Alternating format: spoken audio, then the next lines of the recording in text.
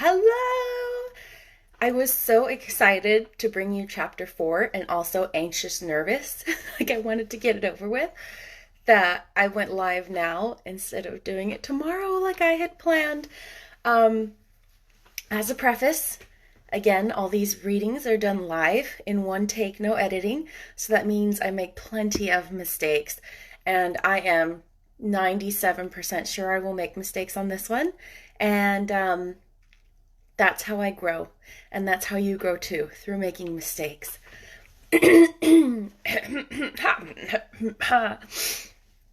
Okay. Chapter 4. Martha. When she had opened her eyes in the morning, it was because a young housemaid had come into her room to light the fire, and was kneeling on the hearth rug, raking out cinders noisily. Mary lay and watched her for a few moments, and then began to look around the room. She had never seen a room at all like it, and thought it curious and gloomy. The walls were covered with tapestry, with a forest scene embroidered on it. They were fantastically dressed people under the trees, and in the distance there was a glimpse of the turrets of a castle. There were hunters and horses and dogs and ladies. Mary felt as if she were in the forest with them. Out of a deep window she could see a great climbing stretch of land, which seemed to have no trees on it, and to look rather like an endless, dull, purplish sea. "What is that?" she said, pointing out of the window. Martha, the young housemaid, who had just risen to her feet, looked and pointed also. "That there?" she said. "Yes." "That's the moor," with a good-natured grin. "Dost thou like it?" "No," answered Mary. "I hate it." "That's because thou'rt not used to it," Martha said, going back to her hearth. "Thou thinks it's too big and bare now, but thou will like it." "Do you?" inquired Mary. "Aye, that I do," answered Martha, cheerfully polishing away at the grate. "I just love it. It's not bare. It's covered with growing things. It smells sweet. It's fair lovely in spring and summer, and when the gorse and broom and heather's in flower, it smells of honey, and there's such a lot of fresh air, and the sky looks so high, and the bees and skylarks make such a nice noise, humming and singing. I wouldn't live away from the moor for anything." Mary listened to her with a grave, puzzled expression. The native servants she had been used to in India were not like this in the least. They were obsequious and servile, and did not presume to talk to their masters as if they were equals. They made salams and called them protector of the poor, and names of that sort. Indian servants were commanded to do things, not asked. It was not the custom to say please and thank you, and Mary had always slapped her Haya in the face when she got angry. She wondered a little what this girl would do if one slapped her in the face. She was a round, rosy, good-natured looking creature, but she had a sturdy way which made Mistress Mary wonder if she might not even slap back, if the person who slapped her was only a little girl. "You are a strange servant," she said from her pillows rather haughtily. Martha sat up on her heels with her blackish brush hair in her hand, and laughed without seeming the least out of temper. "I know that," she said. "If there was a grand missus at Misselthwaite, I should never have been one of the under housemaids. I might have been let out into the scullery maid, but I never have been let upstairs. I'm too common, and I talk too much Yorkshire. But this is a funny house for all it's so grand. Seems like there's neither master nor mistress, except Mr. Pitcher and Miss Medlock. Mr. Craven, he won't be troubled about anything when he's here, and he's nearly always away. Mrs. Medlock gave me the place out of kindness.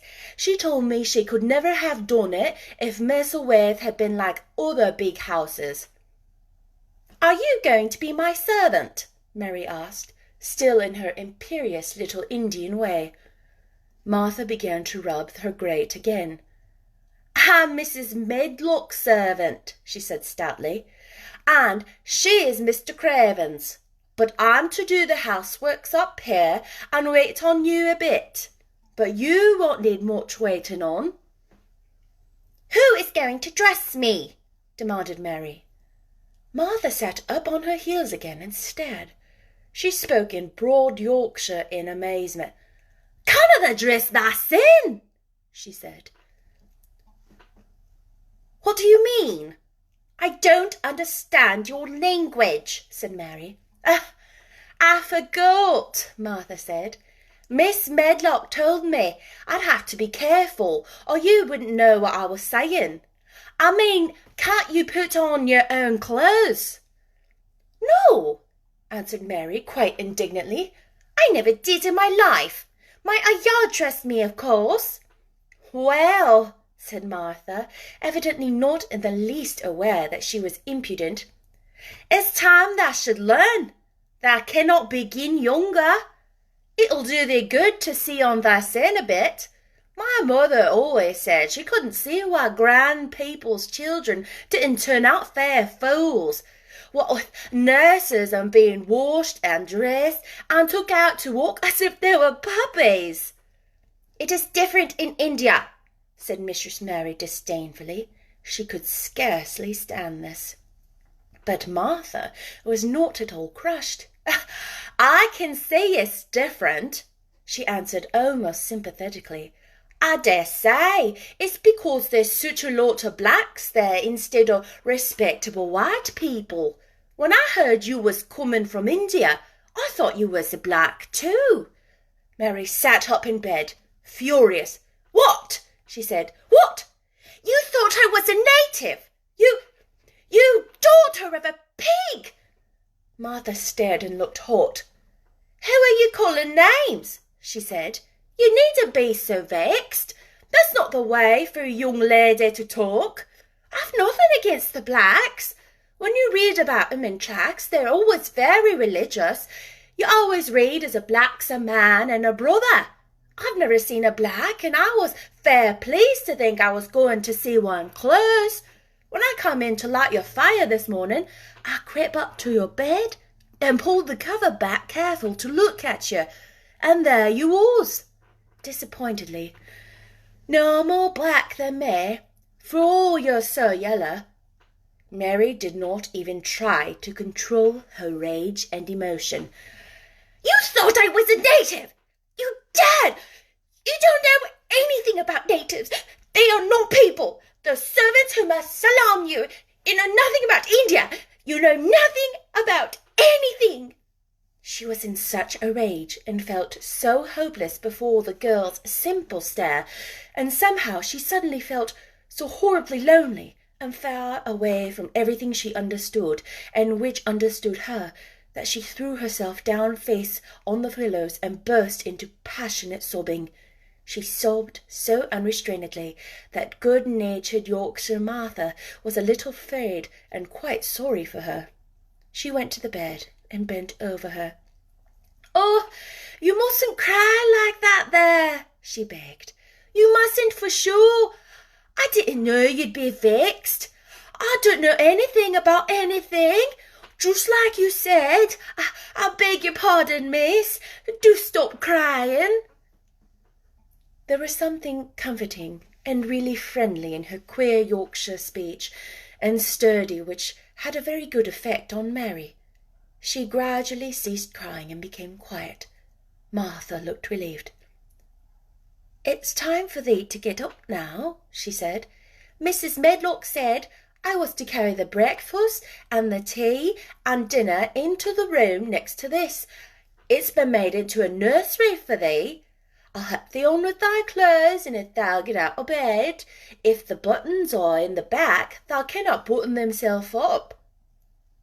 When Mary at last decided to get up, the clothes Martha took from the wardrobe were not the ones she had worn when she arrived the night before with Mrs. Medlock. "Those are not mine," she said. "Mine are black." She looked the thick white wool coat and dress over, and added with a cool approval, "Those are nicer than mine." "These are the ones thou must put on," answered Martha. "Mr. Craven ordered Mrs. Medlock to get 'em in London. He said, 'I won't have a child dressed in black wandering around like a lost soul,' he said. 'It'd make the place sadder than it is. Put colour on her.' Mother, she said she knew what he meant. Mother always knows what a body means. She doesn't hold back with black herself." "I hate black things," said Mary. The dressing process was one which taught them both something. Mary had buttoned up her little sisters and brothers, but she had never seen a child who stood still and waited for another person to do things for her as if she had neither hands nor feet of her own.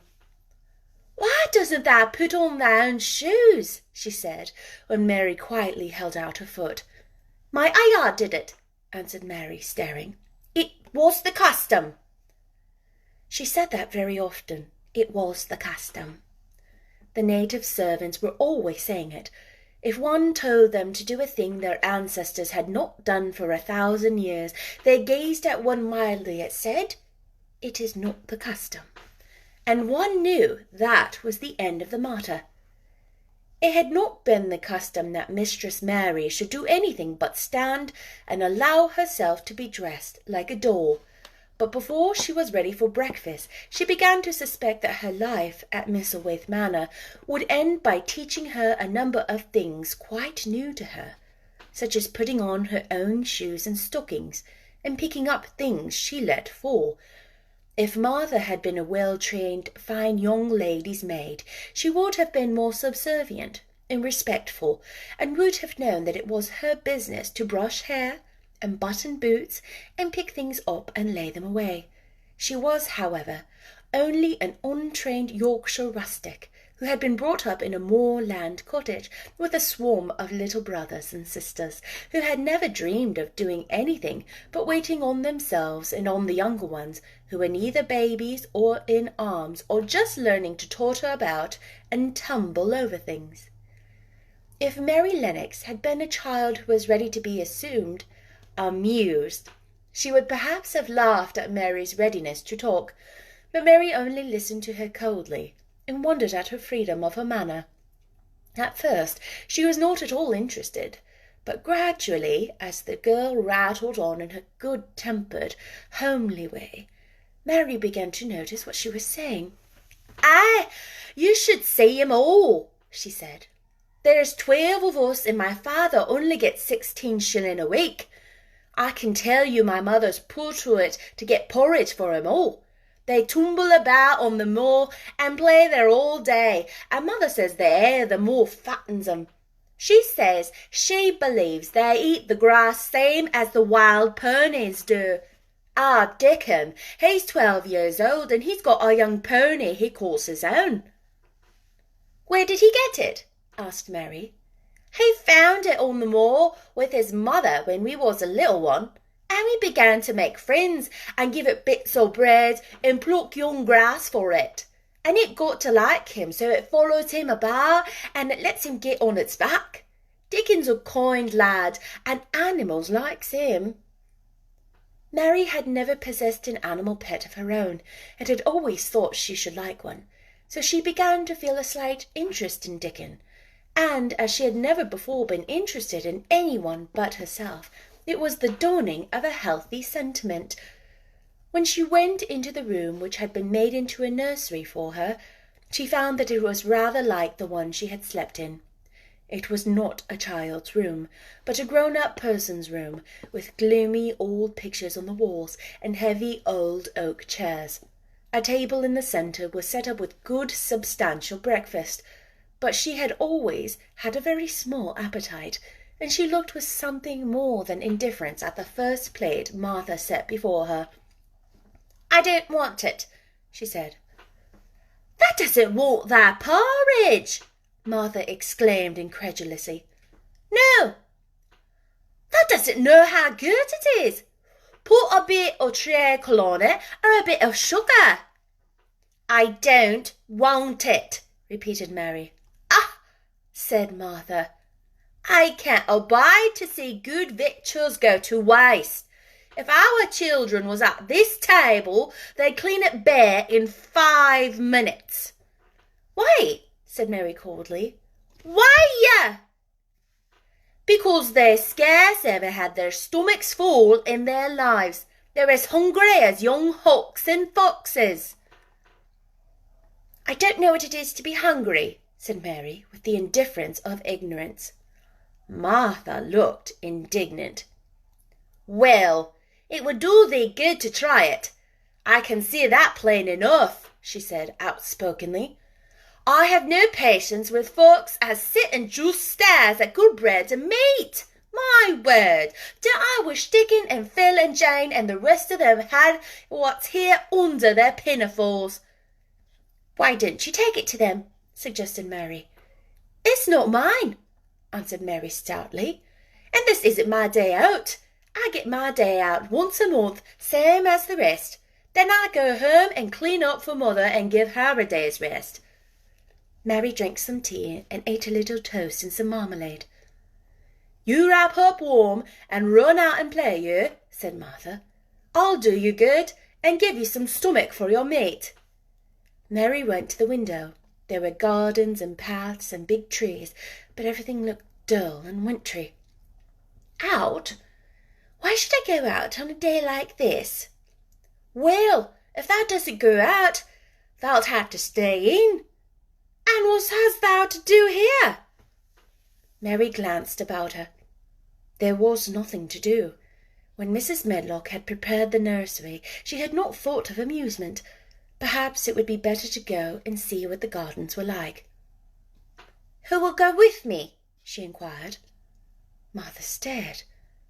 "You'll go by yourself," she answered. "You'll have to learn to play like other children does when they haven't got brothers and sisters. Our Dickon goes off on the moor by himself and plays for hours. That's how he made friends with the pony. He got sheep on the moor that knows him, and birds it comes and eats out of his hand.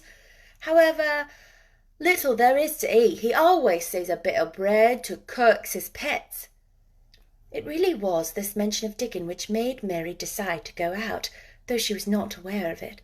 There would be birds outside, though there would not be ponies or sheep. They would be different from the birds in India, and it might amuse her to look at them. Martha found a coat and hat for her, and a pair of stout little boots, and she showed her her way downstairs. "If thou goes round that way, that'll come to the gardens," she said, pointing to the gate in the wall of shrubbery. "There's lots of flowers in summer-time, but there's nothing blooming now." She seemed to hesitate a second before she added, "One of the gardens is locked up. No one has been in it for 10 years. "Why?" asked Mary, in spite of herself. Here was another locked door added to the 100 in the strange house. "Mr. Craven had it shut when his wife died so sudden. He won't let no one go inside. It was her garden. He locked the door and dug a hole and buried the key. There's Mrs. Medlock's bell ringing. I must run." After she was gone, Mary turned down the walk which led to the door and the shrubbery. She could not help thinking about the garden, which no one had been in for 10 years. She wondered what it would look like and whether there were any flowers alive still in it. When she had passed through the shrubbery gate, she found herself in great gardens, with wide lawns and winding walks with clipped borders. There were trees and flower beds and evergreens clipped into strange shapes, and a large pool with an old grey fountain in the midst. But the flower beds were bare and wintry, and the fountain was not playing. This was not the garden which was shut up. How could a garden be shut up? You could always walk into a garden. She was just thinking this when she saw that, at the end of the path she was following, there seemed to be a long wall with ivy growing over it. She was not familiar enough with England to know that she was coming upon the kitchen gardens where the vegetables and fruit were growing. She went toward the wall and found that there was a green door in the ivy, and that it stood open. This was not the closed garden, evidently, and she could go into it. She went through the door and found that it was a garden with walls all around it, and that it was only one of several walled gardens which seemed to open into one another. She saw another open green door, revealing bushes and pathways between beds containing winter vegetables. Fruit trees were trained flat against the wall, and over some of the beds there were glass frames. The place was bare and ugly enough, Mary thought, as she stood and stared about her. It might be nicer in summer when things were green, but there was nothing pretty about it now. Presently, an old man with a spade over his shoulder walked through the door leading from the second garden. He looked startled when he saw Mary, and then touched his cap. He had a surly old face, and did not seem at all pleased to see her. But then she was displeased with the garden, and wore her quite contrary expression, and certainly did not seem at all pleased to see him. "What is this place?" she asked. "What are the old kitchen gardens?" he answered. "What is that?" said Mary, pointing through the other green door. "Another of them shortly. There's another on the other side of the wall, and there's the orchard the other side of that." "Can I go in them?" asked Mary. "If thou likes, but there's naught to say." Mary made no response. She went down the path and through the second green door. There she found more walls and winter vegetables and glass frames, but in the second wall there was another green door, and it was not open. Perhaps it led into the garden, which no one had seen for 10 years. As she was not at all a timid child, and always did what she wanted to do, Mary went to the green door and turned the handle. She hoped the door would not open because she wanted to be sure she had found the mysterious garden, but it did open quite easily, and she walked through it and found herself in an orchard.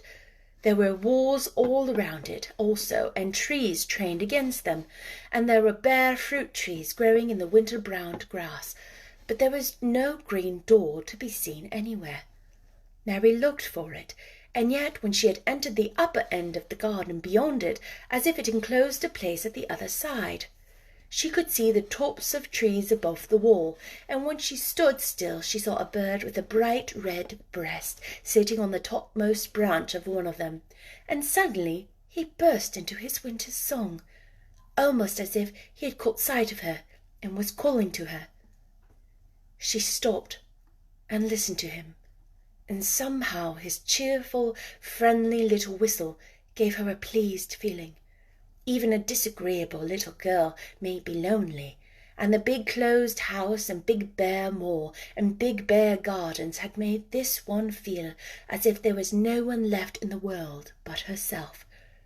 If she had been an affectionate child who had been used to being loved, she would have broken her heart, but even though she was Mistress Mary, quite contrary, she was desolate, and the bright-breasted little bird brought a look into her sour face which was almost a smile. She listened to him until he flew away. He was not like an Indian bird, and she liked him and wondered if she would ever see him again. Perhaps he lived in the mysterious garden and knew all about it. Perhaps it was because she had nothing whatever to do that she thought so much of the deserted garden. She was curious about it and wanted to see what it was like. And why had Mr. Archibald Craven buried the key? If he had liked his wife so much, why did he hate her garden? She wondered if she could ever see him, but she knew that if she did, she should not like him, and he would not like her, and that she should only stand and stare at him and say nothing, though she should be wanting dreadfully to ask him why he had done such a queer thing. "People never like me, and I never like people," she thought, "and I never can talk as the Crawford children could. They were always talking and laughing and making noises." She thought of the robin, and of the way he seemed to sing his song at her, and as she remembered the tree-top he perched on, she stopped rather suddenly on the path. "I believe that tree was in the secret garden." "I feel sure it was," she said. There was a wall round the place, and there was no door. She walked back into the first kitchen garden she had entered and found the old man digging there. She went and stood beside him and watched him a few moments in her cold little way. He took no notice of her, and so at last she spoke to him. "I have been into the other gardens," she said. "There was nothing to prevent thee," he answered crustily. "I went into the orchard." "There was no dog at the door to bite thee," he answered. "There was no door there into the other garden," said Mary. "What garden?" he said in a rough voice, stopping his digging for a moment. "The one on the other side of the wall," answered Mistress Mary. "There are trees there. I saw the tops of them. A bird with a red breast was sitting on one of them, and he sang." To her surprise, the surly old weather-beaten face actually changed its expression. A slow smile crept over it, and the gardener looked quite different. It made her think that it was curious how much nicer a person looked when he smiled. She had not thought of it before. He turned about through the orchard side of his garden and began to whistle, a soft, low whistle. She could not understand how such a surly man could make such a coaxing sound. Almost the next moment a wonderful thing happened.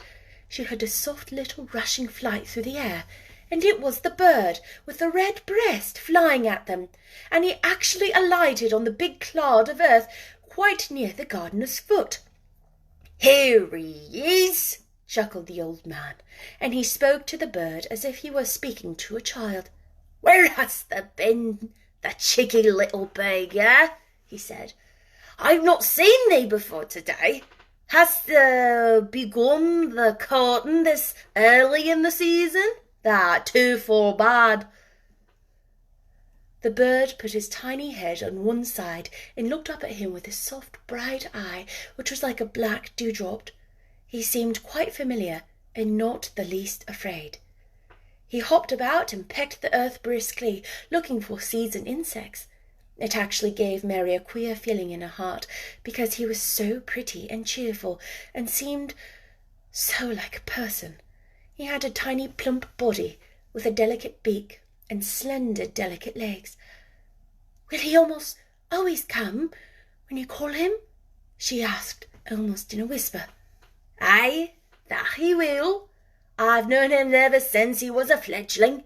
He come out of the nests in the garden, and when first he flew over the wall, he was too weak to fly back for a few days, and we go friendly. When he came and went over the wall again, the rest of the brood was gone, and he was lonely, and he came back to me." "What kind of bird is he?" Mary asked. "Doesn't thou know? He's a robin breast, and they're the friendliest, curiousest birds alive. They're almost as friendly as dogs, if you know how to get on with them. Watch him pecking about here and there, looking round at us now and again. He knows we're talking about him." It was the queerest thing in the world to see the old fellow.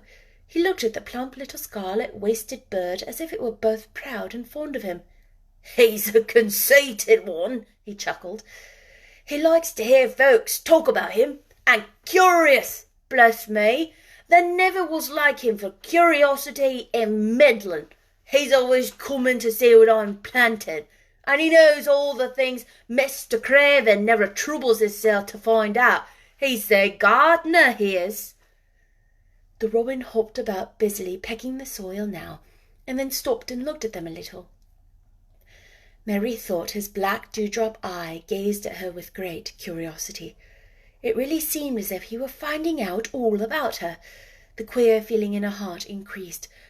"Where did the rest of the brood fly to?" she asked. "There's no knowing. The old ones turn 'em out to the nest to make 'em fly, and they're scattered before you know it.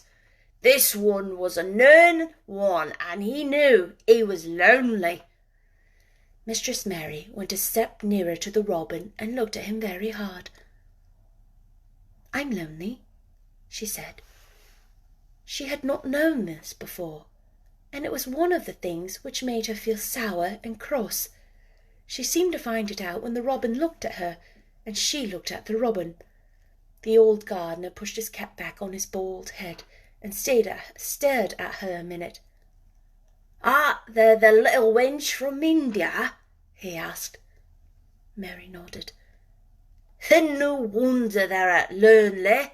They'll be lonelier before they're done," he said.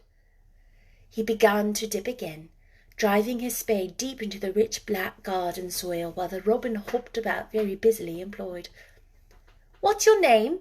Mary inquired. He stood up to answer her. "Ben Witherstaff," he answered, and then he added a surly chuckle. "Been lonely myself, except when he's with me." He jerked his thumb toward the robin. "He's the only friend I've got." "I've no friends at all," said Mary. "I never have. My aunt didn't like me, and I never played with anyone." It is a Yorkshire habit to say what you think with blunt frankness, and old Ben Witherstaff was a Yorkshire moor man. "Tha and me are a good bit alike," he said. "We was wove out of the same cloth. We're neither us good-looking, and we're both of us sour as we look. We've got the same nasty tempers, both of us, I'll warrant." This was plain speaking, and Mary Lennox had never heard the truth about herself in her life. Native servants always salaamed and submitted to you whatever you did. She had never thought much about her looks, and she wondered if she was as unattractive as Ben Witherstaff, and she also wondered if she looked as sour as he had looked before the robin came. She actually began to wonder also if she was nasty-tempered. She felt uncomfortable. Suddenly, a clear, rippling little sound broke out near her, and she turned round. She was standing a few feet from a young apple tree, and the robin had flown onto one of its branches and had burst out into a scrap of a song. Ben Witherstaff laughed outright. "What did he do that for?" asked Mary. "He's made up his mind to make friends with thee," replied Ben. "Dang me if he hasn't took a fancy to thee." "To me?"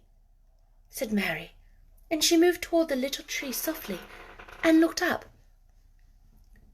"Would you make friends with me?" she said to the robin, just as if she was speaking to a person. "Would you?" And she did not say it either in her hard little voice or her imperious Indian tone, but in a tone so soft and eager and coaxing that Ben Witherstaff was as surprised as she had been when she heard him whistle. "Why," he cried out, "thou said that as nice a human as if thou was a real child instead of a sharp old woman.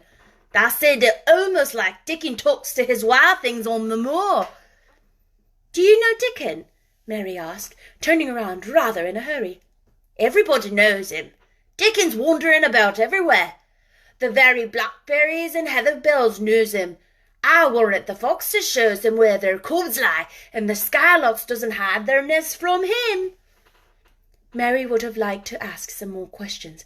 She was almost as curious about Dickon as she was about the deserted garden, but just that moment the robin, who had entered his song, gave a little shake of his wings, spread them and flew away. He had made his visit and had other things to do. "He has flown over the wall!" Mary cried out, watching him. "He has flown into the orchard! He has flown across the other wall into the garden where there is no door!" "He lives there," said old Ben. "He came out of the egg there. If he's courting, he's making up some young madam of a robin that lives among the old rose trees there." "Rose trees," said Mary. "Are they rose trees?" Ben Witherstaff took up his spade again and began to dig. "There was 10 years ago," he mumbled. "I should like to see them," said Mary. "Where is the green door? There must be a door somewhere." Ben drove his spade deep and looked as uncompanionable as he had looked when she first saw him. "There was 10 year ago, but there isn't any now," he said. "No door!" cried Mary. "There must be." "None as any can find, and none as any one's business. Don't you be meddlesome, wench, and poke your nose where it's no cause to go. Here, I must go on with my work. Get your gun and player. I've no more time. And he actually stopped digging, threw his spade over his shoulder and walked off, without even glancing at her or saying goodbye. Oh my goodness. That was a long chapter. That was a lot longer than I had anticipated. Did you enjoy chapter 4? I hope you did. We got introduced to some really fun characters. You guys, my accents were super rough. And that's okay. This is how I get better, is I practice and then I don't do so good and then I practice more. Thank you for letting me practice with you. I will see you soon for chapter 5. Bye.